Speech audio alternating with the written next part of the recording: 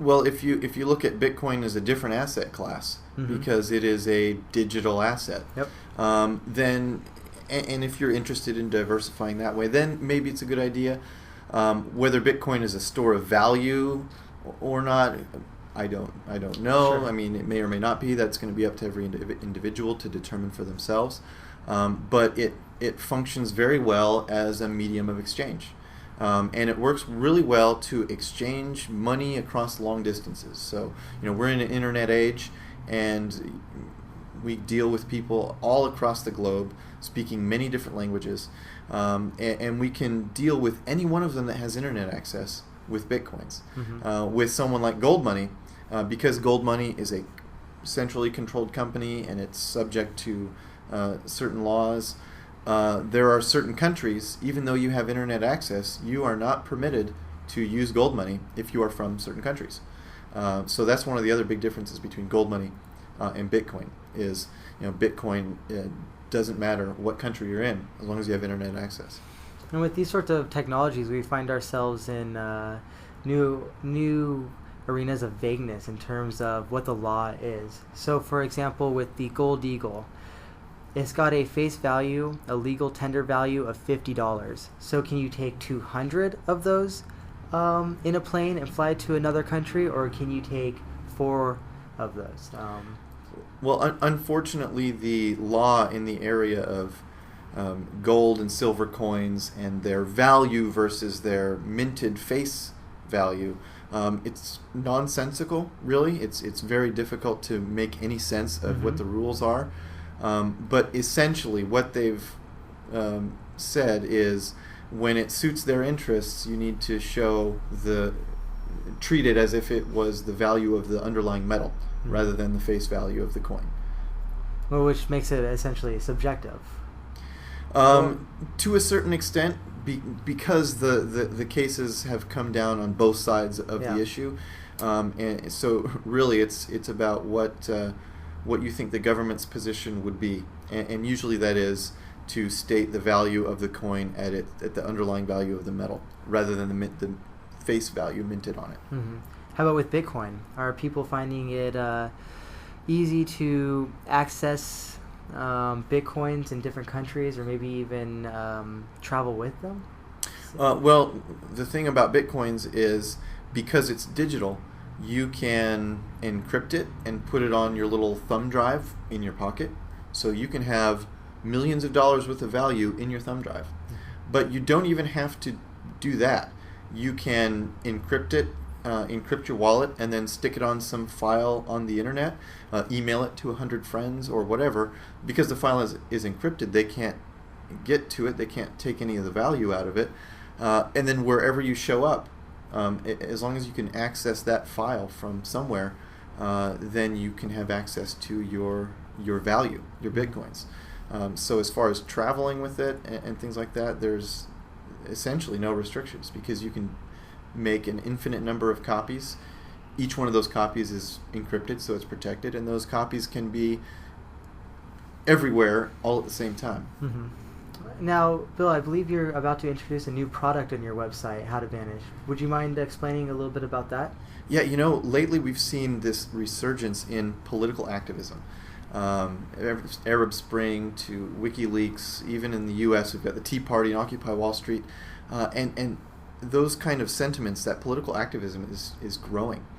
But we also notice that a lot of times political activists will be targeted for unjust retaliation. Even corrupt political officials or corrupt law enforcement officials will falsely imprison, even murder some political activists. When you think of the Google employee in Egypt who was imprisoned for several days because he organized on Facebook the opposition to the Egyptian government.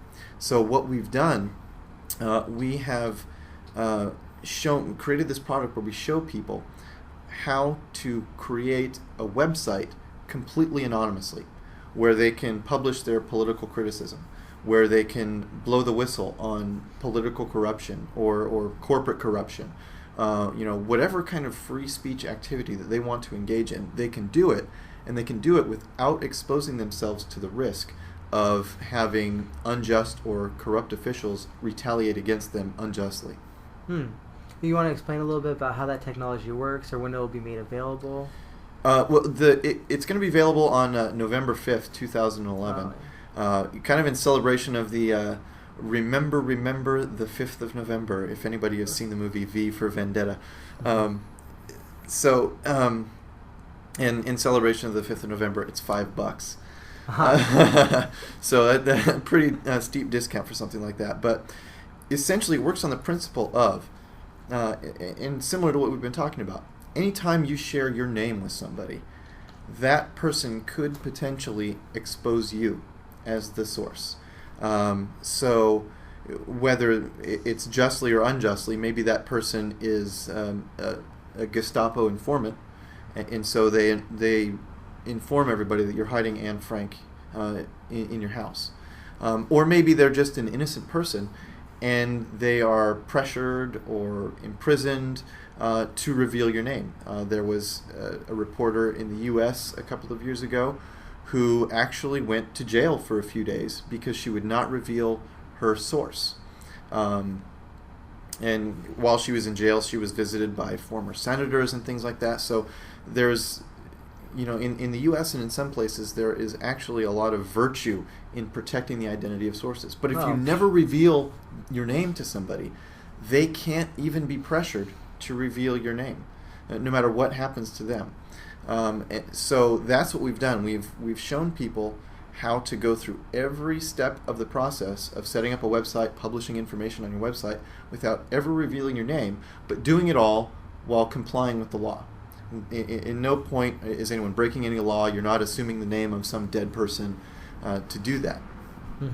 It's clear to anybody that knows anything about journalism that an anonymous source is the crux of good journalism.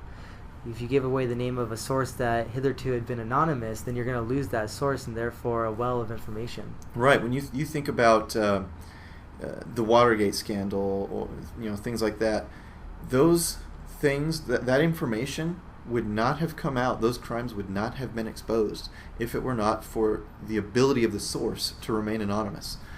Deep Throat was the pseudonym they gave to that source, but the name wasn't known for many, many, many years until it was perfectly safe to reveal that source. And so, protecting anonymity is absolutely essential to a free and open society. Excellent. Do you have any final comments before we close out here? Maybe we should say that it's howtovanish.com. You have a book, How to Vanish. It's a PDF that you can get online. That book's very cheap, I think. I personally have not bought it or read it, but you can get it online. It's only $27. So if you can get it from howtovanish.com. And we've got a bunch of other things on there too. There's a lot of great articles on there, and they go back quite a while. All right, well, thank you so much, Bill, for being on Liberty Coin and Precious Metals Radio. I hope that we can stay in touch. No problem. Good to talk to you again. Good luck with the release of your new product on November 5th. Thanks. The anonymous website technology. Thank you, everyone, and have a great day or evening.